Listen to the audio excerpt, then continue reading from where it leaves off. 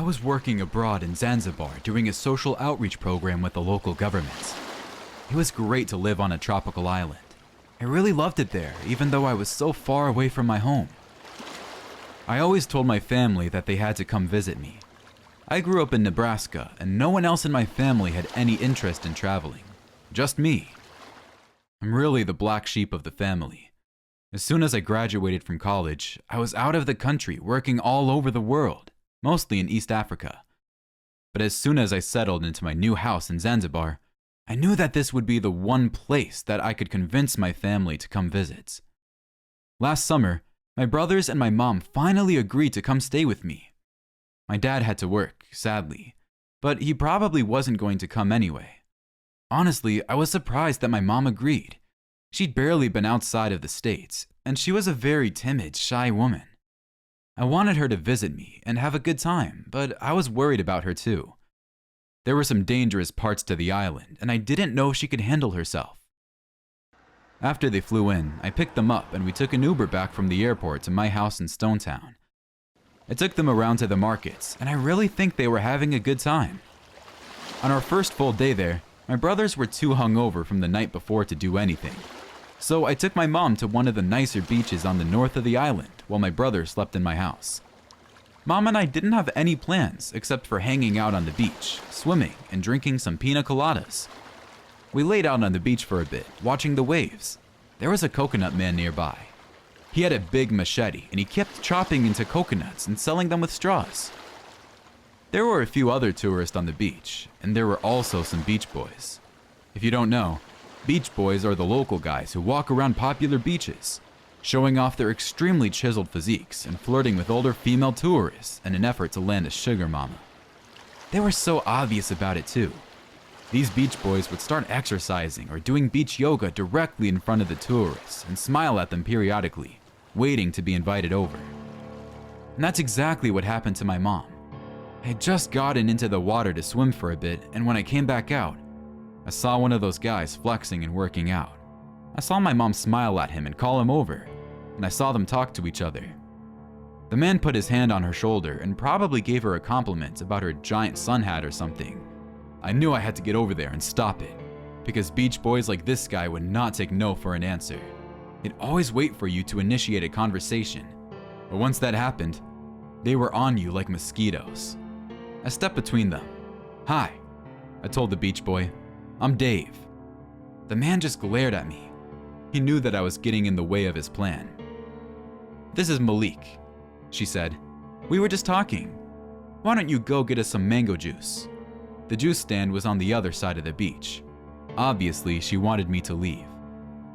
I'm really bad about arguing with my mother, so I walked off. I hoped that she had some sense when she was with Malik. She was a married woman after all. By the time I got back, I saw Malik giving my mom a back rub. Not cool. I charged over there and asked him to please stop. "Don't ruin my fun," Mom said. "He's really good." I looked directly at Malik. "How much do I need to pay you before you leave?" I asked him in Swahili. "Let us alone," he told me, also in Swahili. Mom didn't know what we were saying, but she could probably hear the tension in our words. "It's okay," she told me. "He's just being friendly." As she said that, I noticed Malik glance at my mom's purse. I told her back at the house not to bring too much money with her, but I had the feeling that she didn't listen. She probably had a ton of cash on her. "Mom, I think it's time to go," I said. "I'm getting sunburned." "Oh no," she said, and she jumped to her feet. I knew that would work. Since we were kids, my mom was always paranoid about us getting sunburns. She thanked Malik and then reached for her purse, but he grabbed her wrist before she could pick it up. "You're forgetting my payment," he said darkly. "You said you wanted to rub my shoulders," she said. "You didn't say anything about payment." "20,000, he said. Mom shook his hand away and took her purse, but Malik didn't back down. He stood in her way, puffing out his chest and looking as threatening as he could. "It's too late, Mom," I said. "I tried to warn you. Just pay him and we'll leave." She looked at me like I was a total idiot.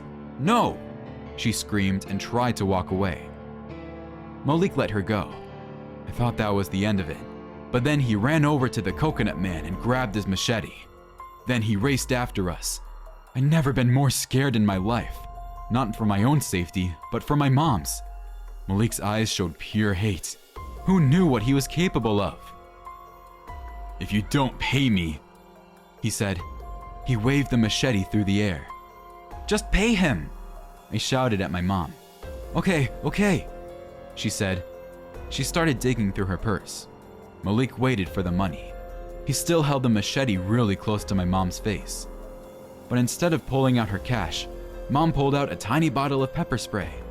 I'd never seen her move so fast. She blasted him right in the face. Malik dropped the machete. I thought Mom was going to turn around and run away, but she didn't. She picked up the machete, grabbed Malik by the shoulders, and held the blade up to his neck. "Tell me you don't want any money," she demanded. I don't. Tell me it was an honor to rub my shoulders." He didn't say anything, so she pushed the machete against his skin. "Mom, stop," I said, but she didn't. It was an honor," Malik muttered. Mom thanked him and then casually handed the machete back to the coconut man, who was standing there in shock.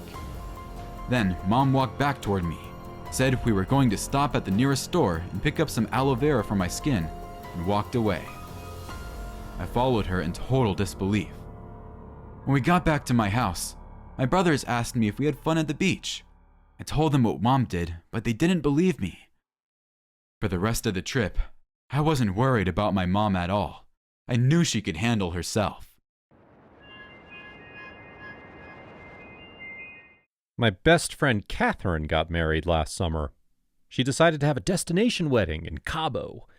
I was excited to go because it was my first time out of the country. But I had some mixed feelings about the whole thing. I'd only met her fiancé Andrew once, and I did not have a good feeling about him. Catherine was always so cool. She was the life of the party wherever she went. But Andrew seemed so serious. Catherine told me that he was really religious, and he didn't like to go out and socialize. I worried that she would change her whole personality to make him happy, and I didn't want that to happen. She promised me that he was a good man. She begged me to give him a chance. But after that first meeting, I never even got to see him. Whenever we planned to get together, Catherine would always cancel at the last minute. I barely saw her for months until I got that wedding invitation in the mail. I was upset that she planned the whole thing without me. Ever since we were girls, we always planned on being maids of honor in each other's weddings. But I guess she decided that she wasn't even going to have bridesmaids or a bachelorette party. She said she wanted to keep it small.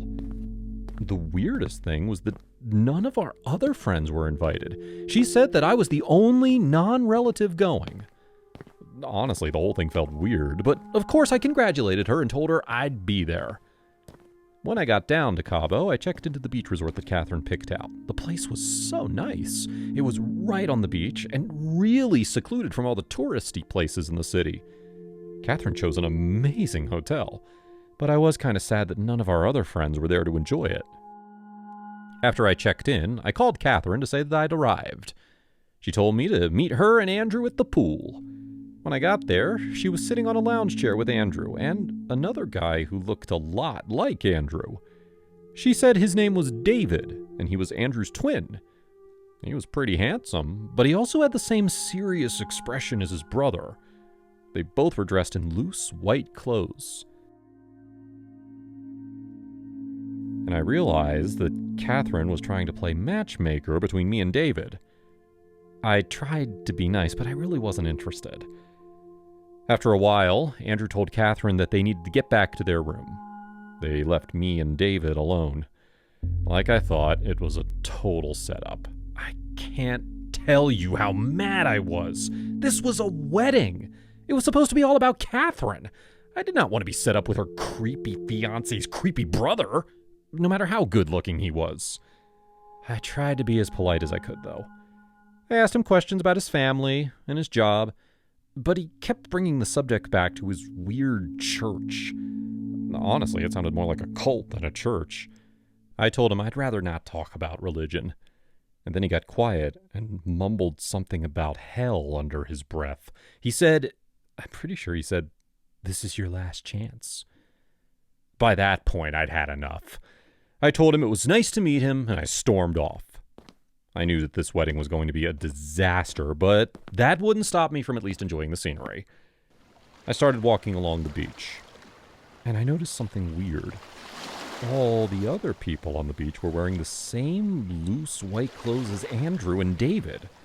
My jean shorts and red shirt really stood out. And all of those people were staring at me. None of them smiled.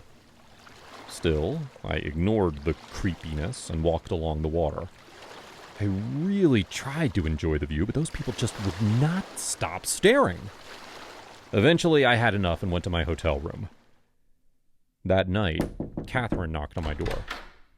We talked for a while, but she kept asking me what I thought about David. She even joked about changing plans and having a double wedding tomorrow. I told her I wasn't interested.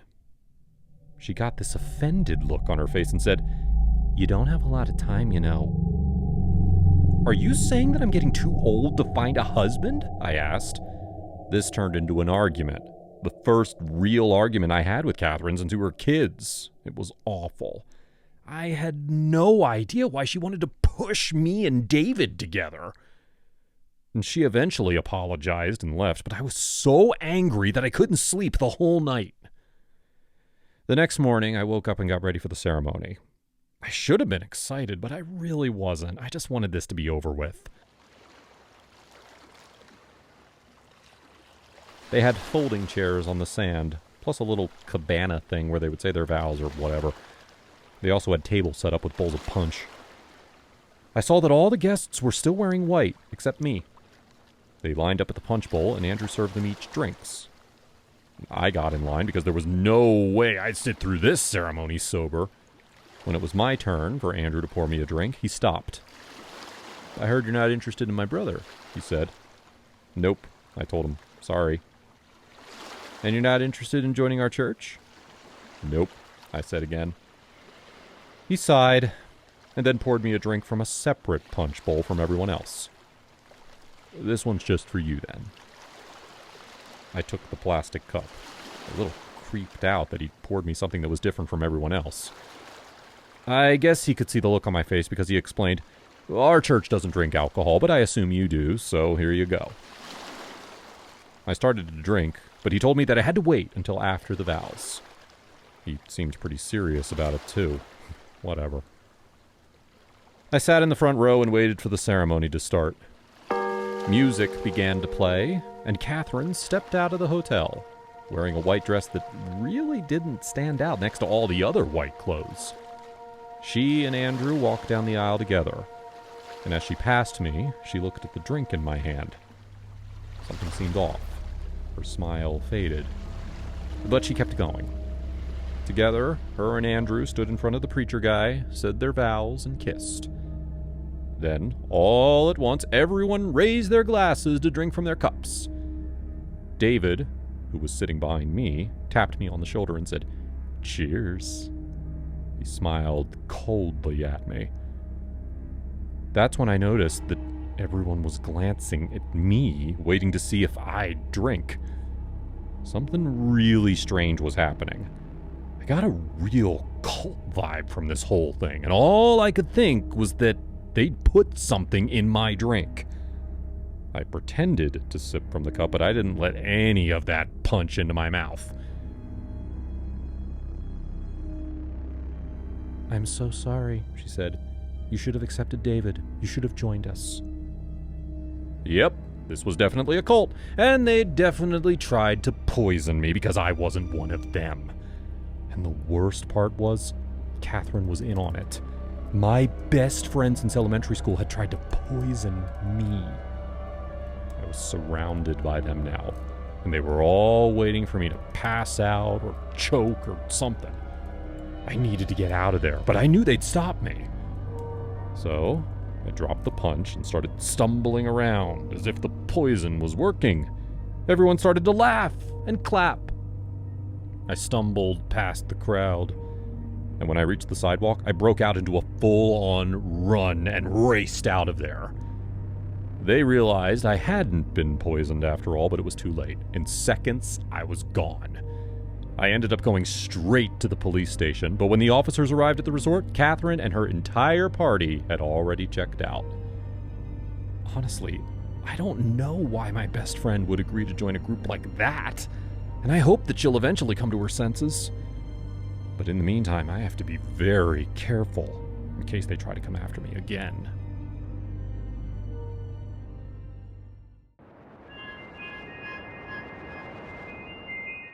Last summer, I went to stay with my aunt and uncle in Colorado.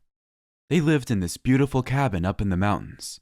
Growing up, I was always close to my Aunt Joyce. I always saw her as the fun aunt, the one who let me watch scary movies even though my mom told her not to. When I was growing up, I saw Aunt Joyce a lot, but then she married her second husband Michael and moved away to Colorado. After that, I only saw her a couple of times, and things just weren't the same. Michael was super religious, and it felt like some of his beliefs were brushing off on her. She stopped being fun. I came out to the family 2 years ago, and Joyce was the only relative who didn't say anything. Everyone else showed their supports, but Joyce just ignored my texts. I worried that her and Michael would cut me out of their lives since I was gay. But then, last summer, she called me out of nowhere and asked if I wanted to come up and stay with them for a few weeks. When I got there, Aunt Joyce gave me a big hug and said she loved me. I felt like she was back to being her old self. Uncle Michael shook my hand and gave me a tour of the house. He seemed stern, as always, but he was also pretty welcoming. Right away, I knew that this was going to be a good trip. I'd finally reconnect with my fun aunt. We stayed in the cabin for a couple of days, catching up and playing board games. Aunt Joyce asked me about my life, and I told her all about school. I even mentioned my boyfriend Miguel. She said she was happy for me, and she even asked to see his photos. I was so happy that she approved. On the third day, though, something terrible happened. Uncle Michael was outside on the porch. I didn't know what he was doing, but he tripped and fell over the railing. I was the first one to see him, and I almost threw up. His leg was twisted at an awful angle, and there was blood everywhere. I ran inside to get Aunt Joyce. She raced to him while I stayed behind. I could hear her scream, and then Uncle Michael started saying these awful things. I knew we shouldn't have invited him. God is punishing us. Stuff like that. Aunt Joyce helped me get him into the car, and they drove to the hospital. They didn't even say goodbye. So that's how I ended up being home alone at my aunt's house. I didn't have a car to go anywhere, and when I tried to call Joyce on my cell, she didn't answer. I didn't know what to do. I figured they'd call me to fill me in, but I didn't hear from them all day.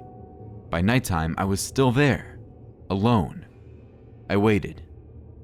The cabin had seemed so welcoming and comfortable before, but by myself, I started to notice all the weird decorations on the walls. They had crosses and framed Bible passages, which weren't too strange. But they also had these really bloody figurines of Jesus and some other saints that had been blinded and stuck with spears and stuff. And when I took the time to read the Bible passages on the wall, they were all about hell and damnation. At 11, I finally got a call from Aunt Joyce. Her voice sounded shaky and she said, "We made a grave mistake. Please stay there. Don't leave. Our friends will come soon." Before I could reply, she hung up. I had no idea what she meant. Clearly she was worried about her husband, but she really sounded unhinged. By midnight, I heard a car park right outside. I went to the window and realized that it wasn't just one car, it was 5. At least a dozen people came out, all wearing suits and dresses, church clothes. These were the friends that Joyce had mentioned. They all walked to the front door and their faces were really serious. I knew that Aunt Joyce would have wanted me to go outside and let them in, but I got a really weird feeling about this. They did not look friendly at all. They looked like they were on a mission. That's when I realized that Joyce and her husband had gone against their church's beliefs when they invited me into their house.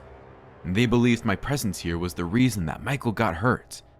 I wasn't even close to him when he fell. I guess they just saw it as a sign from God. I had no idea what their church friends were planning to do to me, but it couldn't be good. I ran to the front of the house and made sure the door was locked. And then I looked around for a place to hide. I ended up finding a small closet under the stairs. The door was only about 4 feet tall, but the space was big enough for me to fit inside. I crawled into the tiny closet and closed the door. I waited as quietly as I could as Aunt Joyce's church friends unlocked the front door and came inside. I could hear them whispering to each other. I could hear their plodding footsteps. "It's all right, son," one of the men called out. "Come out. We aren't here to hurt you. We just want to help." I could tell by his voice that I couldn't trust him. I waited for the longest time as the people searched through the entire cabin. I could hear them open doors and toss things around. One woman said, "He might have run into the woods." And then another woman said, "No, he's still here." I covered my mouth so they wouldn't hear me, but it was hard to keep quiet. My heart was pounding and I could barely breathe. And then someone grabbed the door and pulled it open. It was an older, bald man. He looked down at me and smiled coldly. "Everyone, I found him. Come here." He reached down to grab me, but I pushed my way past him and ran into the living room. A few more of his church friends tried to grab me, but I shoved them off and ran out the front door. I saw all their cars parked in front of the house. I hoped that one of them still had the keys inside. I tried the first car, but it was locked. The second one was too, then the third. I knew that it was hopeless. I couldn't use any of these cars, and I couldn't just run into the woods. We were miles away from any other houses, and I had no idea what direction to go. I was trapped here. But just in case, I tried one more car, and I gasped. The door wasn't locked, and the driver had left the key sitting on the passenger seat. By then, all the church members were racing toward me. I didn't have any time to wait. I jumped into the car and stuck the key in the ignition. In seconds, I was backing down the driveway. Several people were pounding on the windows.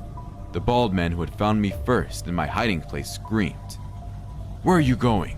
We were just going to take you to the hospital." But I didn't believe that for a second. I kept driving. Soon, I'd pulled onto the main road and was speeding back toward the city. I ended up driving to the police station where I told an officer what had happened. He acted sympathetic, and he told me that I wasn't hurt and no crime had been committed except for the vehicle I stole. I couldn't believe it. He was siding with my aunt's crazy church friends. That's when I noticed that he had a Bible sitting on his desk.